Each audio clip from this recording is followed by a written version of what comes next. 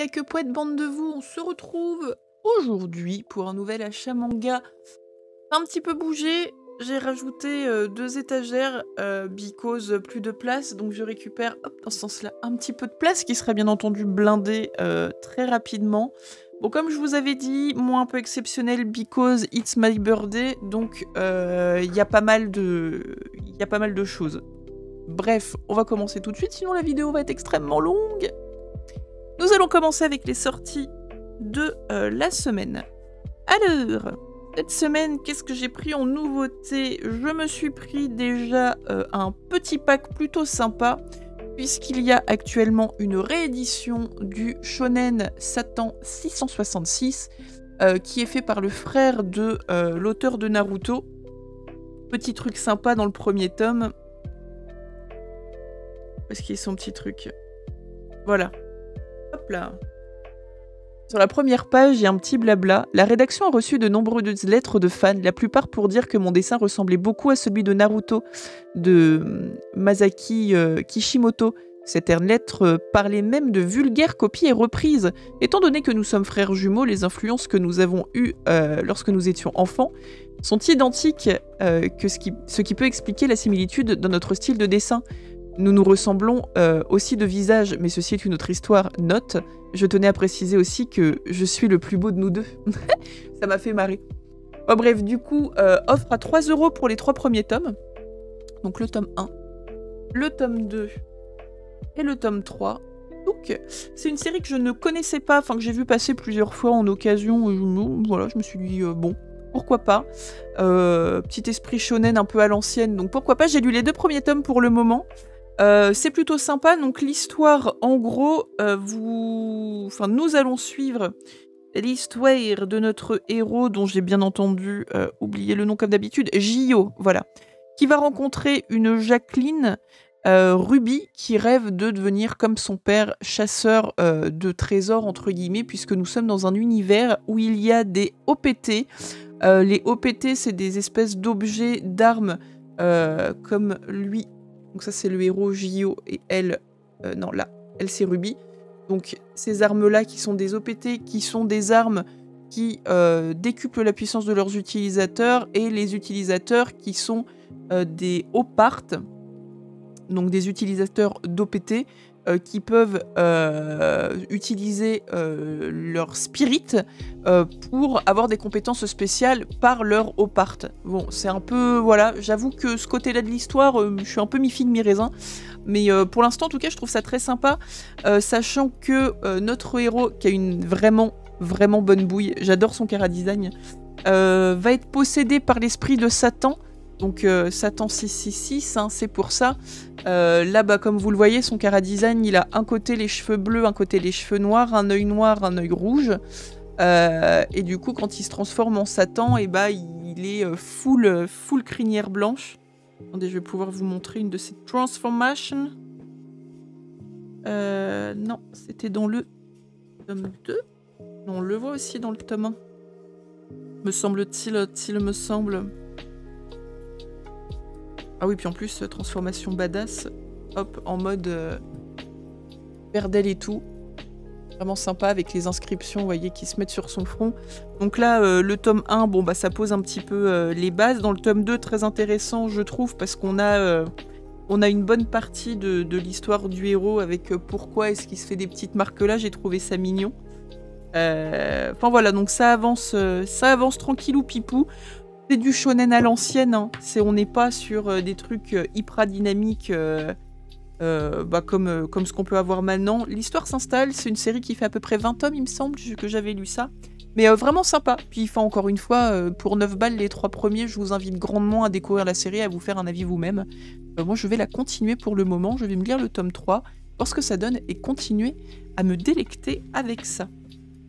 J'ai acheté aussi, pour la nostalgie, le tome 11 de Sakura Chasseuse de cartes, Card Captor Sakura. Voilà, que j'achète très clairement par nostalgie. Je ne l'ai pas lu pour l'instant, j'avais commencé la série, la saison en animé, mais ça reste du clan, ça reste du Sakura, moi je kiffe. Je pense que je vais attendre que tous les tomes soient sortis pour me la faire en entier. Et peut-être que j'avais pas adhéré à Donf parce que voilà, c'était un peu au compte-gouttes et c'était un peu long à sortir au début. Mais, je vais continuer de me la faire. Hein. Tac. Après, je me suis pris, bien entendu, le tome 22 de Demon Slayer. Donc l'avant-dernier tome, apparemment, il va y avoir une jaquette brillante pour le tome 23 et une sortie. Donc pour ceux qui n'ont pas encore acheté la série et qui voudraient le faire, je vous conseille d'attendre puisqu'il va y avoir une espèce de perfect édition ou édition collector. Je crois qu'il commence cet été ou enfin bientôt, où vous allez avoir tous les tomes de ressortie avec une jaquette qui a des effets un petit peu dessus. Donc voilà. Attendez celle-là si vous voulez vraiment vous les faire. Bon, elle sera peut-être un petit peu plus chère, mais en tout cas, elle a l'air d'être vachement jolie. Bon, pas assez fan pour revendre celle-là et puis racheter la nouvelle, mais c'est vrai que bon, ça peut être plutôt quali. Je l'ai pas lu encore, voilà, je suis crevée, donc j'avoue que je ne lis pas beaucoup. J'ai quasiment pas lu la semaine dernière, j'ai fait à peine 10 bouquins. C'est une honte, je tourne plus à 20 mangas par semaine, là je suis capoute. Donc pas beaucoup de lecture. Je me suis pris après aussi, bien entendu, et ce qui va pouvoir me permettre d'enchaîner avec la suite, le tome 6 de l'école emportée, qui est le dernier tome de la série. Nous allons enfin savoir si les gamins ont pu rentrer chez eux ou pas. Est-ce qu'ils sont tous mourus? Comment ça se passe-t-il? Voilà les graphismes, hein, toujours de Kazuo Umezu. Très très cool. J'aime beaucoup. Tiens d'ailleurs, c'est une faute de frappe. Kazuo Umezu, ils ont mis. Donc bah voilà, hâte aussi de découvrir ce dernier tome et de voir est-ce que les petits pipous ont réussi à s'en sortir ou pas du tout. Donc la fin de série, c'est cool. En parlant de Kazuo Umezu, je me suis pris... c'était le jour de mon anniv, je regarde sur Twitter, bim, le lézard noir qui parle d'une offre promo qui au final n'est pas une offre promo parce que bah, c'est le même prix que si t'avais pris les bouquins, voilà. Bref, c'est pas grave, je me suis pris pack découverte de Kazuo Umezu avec 3 tomes. Donc lézard noir, un des formats plus grands.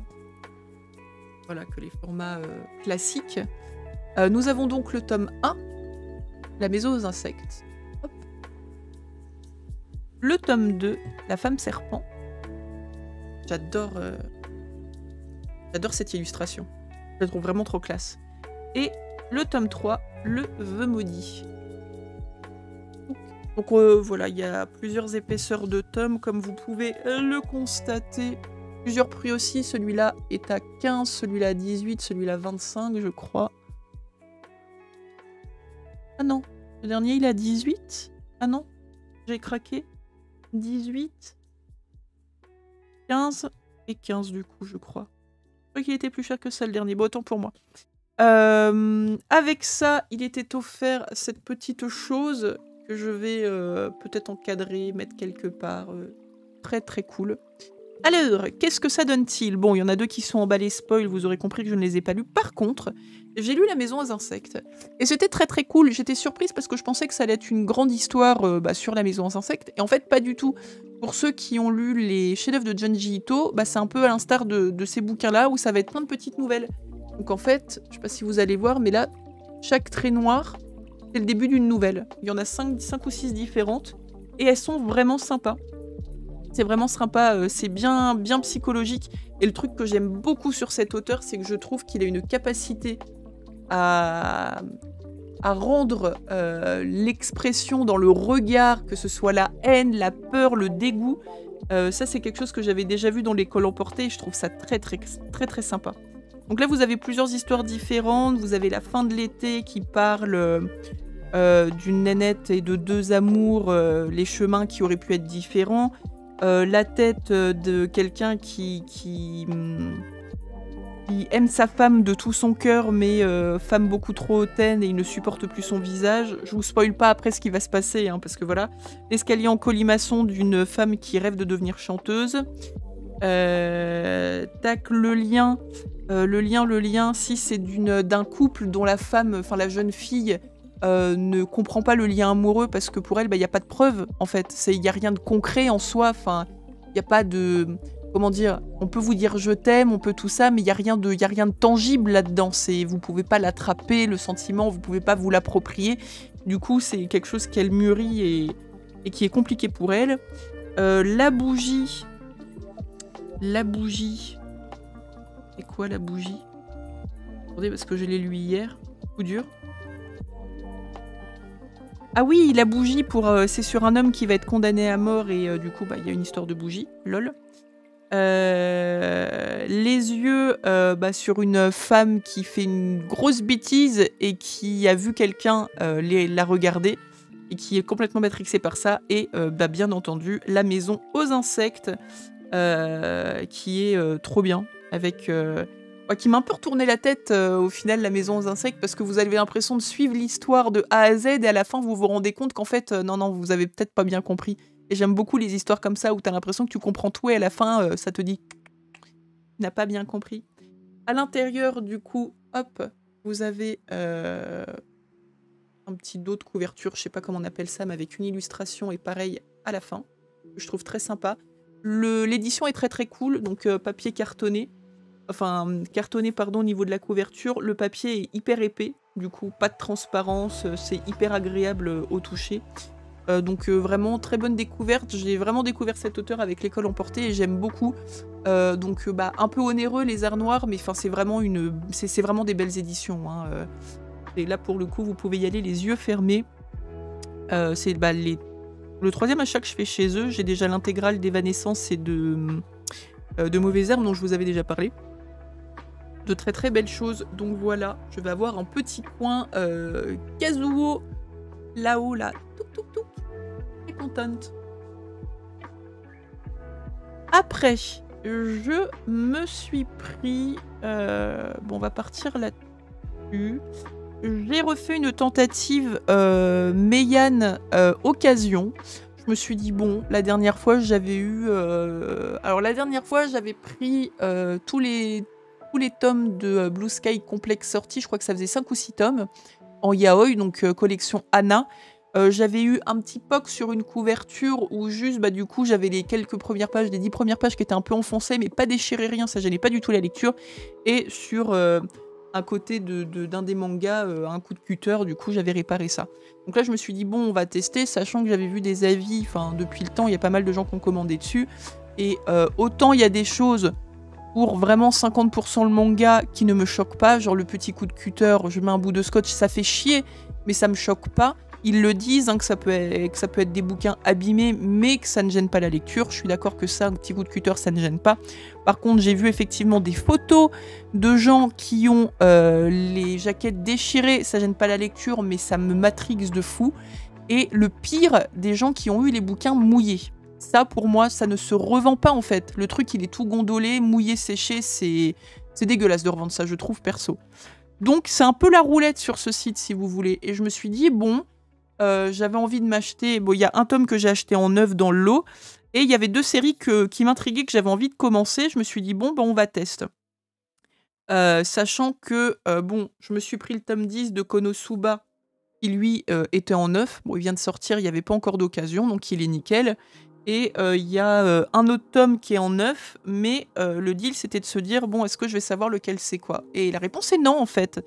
Je me suis pris les 3 premiers tomes de Otorihime My Hero, qui du coup est aux éditions Anna. Donc les tomes sont juste totalement neufs. J'ai pas un POC, j'ai rien du tout. C'est nickel. Il n'y a même pas de... Il y a rien, il n'y a pas de POC, il n'y a pas de page déchirée, il n'y a rien d'abîmé. Ils sont comme neufs. Je suis vraiment contente, quoi. Bonne pioche pour le coup. Donc de ce côté-là, voilà. Le seul truc qui peut me toquer un peu, mais c'est pas de leur faute, c'est que il y a le nouveau et l'ancien logo. Bon, ça c'est chiant, mais c'est voilà. Je sais pas pourquoi les éditeurs, des fois, ils veulent changer de logo, ça m'énerve. Mais c'est comme ça. Et je me suis pris les 3 premiers tomes de Touhou. En plus, je ne savais pas, mais c'est un grand format. Donc oui, il n'y a que 2 tomes, mais c'est parce que je suis en train de lire le 2e. J'ai enlevé la couverture, il est à côté de mon lit. Mais pareil, les 2 tomes sont absolument neufs. Je suis très contente. Voilà. Donc j'ai commencé à lire Touhou, pas l'autre, donc je ne vais pas pouvoir vous en parler. J'ai commencé à lire celui-là. Je trouve ça trop mignon. En fait, c'est des nanas qui sont, de ce que j'en ai compris, dans un petit village. Vous avez quelques pages couleurs au début. Hop, ouais. de faire ça bien. Tac. Ils sont dans un village, donc elles sont pas dans le vrai monde. Et en fait, tout part d'une librairie qui va avoir des livres démoniaques et des livres du vrai monde. Et dans ce village et dans ces bouquins, il y a des yokai qui sont enfermés. Des fois, les yokai s'échappent. Et du coup, ça crée des petites intrigues au sein du village. Donc, que ce soit la libraire qui fait des petits essais et qu'en libère des fois, genre, oups, une fois de temps en temps. La nénette du temple qui essaye de les exorciser.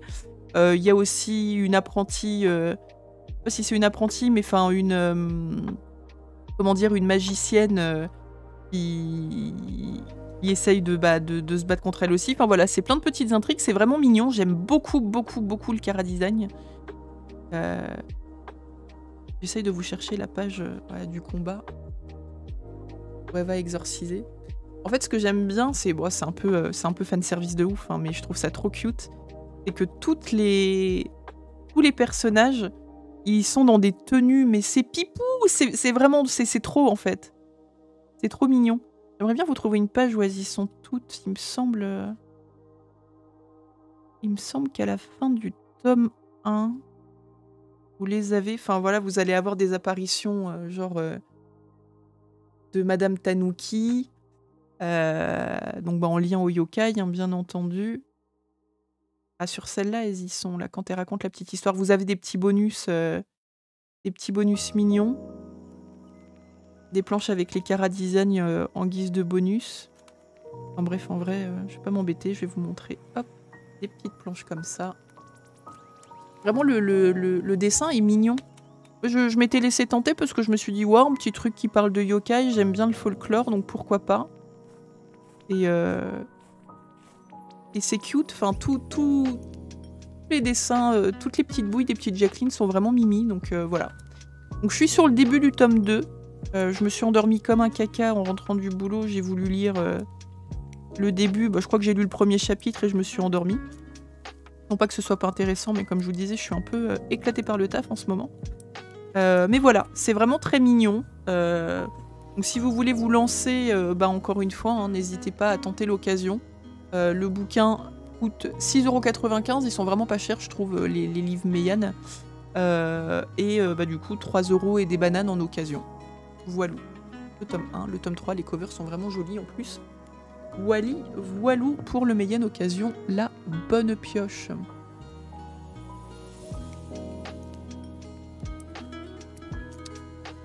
Tac.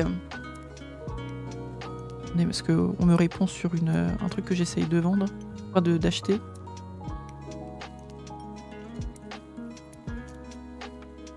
Je ne vais jamais réussir à l'avoir, ça m'énerve.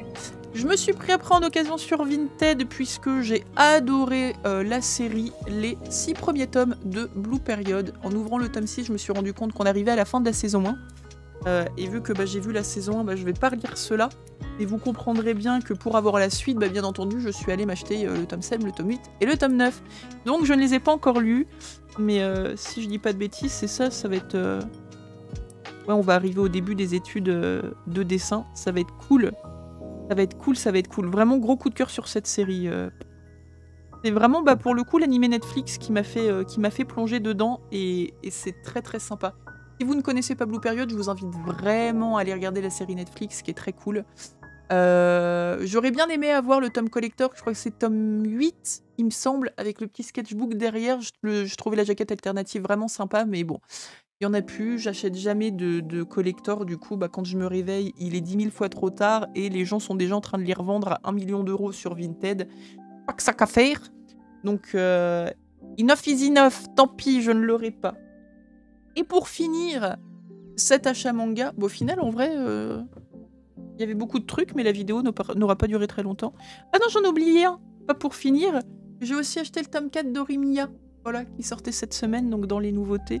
Orimiya, petite série, ma foi, fort sympa. Ça casse pas 3 pattes à un canard, mais c'est plaisant, c'est reposant, c'est frais, c'est... Voilà, donc histoire d'Orimiya, vous avez une Jacqueline et un Jacquelin, c'est pas eux du tout.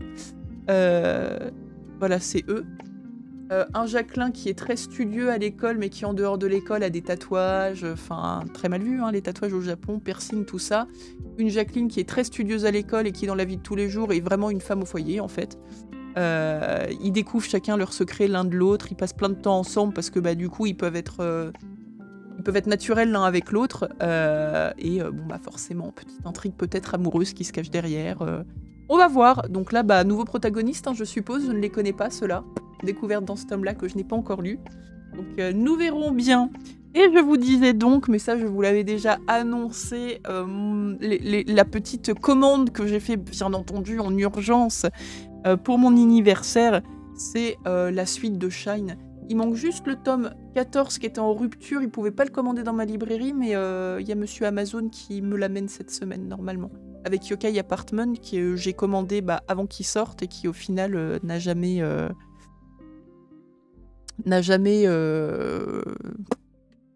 proc dans ma librairie. Ils ont eu les deux autres, mais pas celui-là. Je vous montre quand même les covers parce qu'elles sont vraiment sympas. Donc Shine, un manga sur la mode. Il n'y a pas besoin d'aimer la mode pour lire Shine. Moi, la mode, je m'en fous. Mais Shine, c'est cool. En même temps, Paradise Kiss, pareil, j'ai adoré. Et... ça, c'est un des héros. Très très cool. Je m'étais arrêtée au tome 8. J'ai fait une commande Amazon ou Fnac, je sais plus, pour avoir le tome 8 parce qu'il fallait absolument que je le lise. Ça s'est arrêté trop brusquement le tome 7. Et savez-le, j'ai pleuré. Voilà. J'ai pleuré sur un défilé de mode. On en est là, en fait. Hein. Elles sont vraiment cool, les jaquettes. Je trouve que c'est intelligent d'avoir fait ça en mode, justement, magazine de mode. 13. Donc pas le 14, mais je vous le présenterai la semaine prochaine. Et le 15. Voilà. Donc, mine de rien, y a quand même pas mal de trucs, hein. Pas mal de trucs sympas. Je suis très contente de mes achats de la semaine. Il y a beaucoup de trucs, nom de Dieu. Normalement, je devrais pouvoir vous faire une vidéo la semaine prochaine parce que, je vous ai dit, j'ai quelques trucs qui arrivent. Et puis, voilou. En tout cas, j'espère que vous avez passé une bonne semaine. J'espère que cette vidéo... Je viens de me gratter l'œil, j'ai plein de noir. J'espère que cette vidéo vous aura plu. Dites-moi s'il y a des petites choses que vous avez eues en fin de semaine. Qu'est-ce que vous attendez surtout pour le mois prochain? Parce que ça y est, là, on arrive à grands pas. Le mois prochain arrive à grands pas. Et je vous le rappelle, en début de mois, le deuxième coffret One Piece avec Alabasta. Donc tout l'arc. Ça va être très cool. Et ce qui va être encore plus cool, c'est la grosse reprise, enfin la grosse réédition de Rakai Blue que je vais enfin pouvoir découvrir sans pour autant me vendre un rein pour pouvoir me procurer la série. Un petit bonjour de chat qui pue qui passe par ici. Voilou. Eh bien écoutez, je vous fais des gros bisous. Je vous souhaite un bon dimanche puisque logiquement la vidéo procra dimanche pendant que je serai au travail. Pensez à moi. Je vous fais de gros bisous, je vous souhaite une très très bonne journée, une très très bonne soirée, un très très bon peu importe quoi, ça dépend quand vous regardez la vidéo. Prenez soin de vous et à très vite. Bisous bisous.